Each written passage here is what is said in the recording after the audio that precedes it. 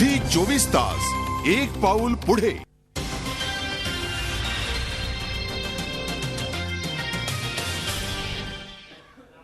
Zee 24 तासच्या दणक्यानंतर नाशिकमधल्या येवल्यातल्या आदिवासींना रोजगार मिळालाय।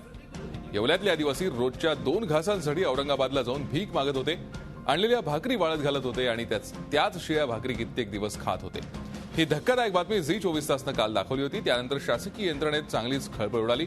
भुजबळांचे स्वीय सहाय्यक बाळासाहेब लोखंडे आणि तहसीलदार हरीश सोनार यासारख्या अधिकाऱ्यांनी आदिवासींची तात्काळ भेट घेतली।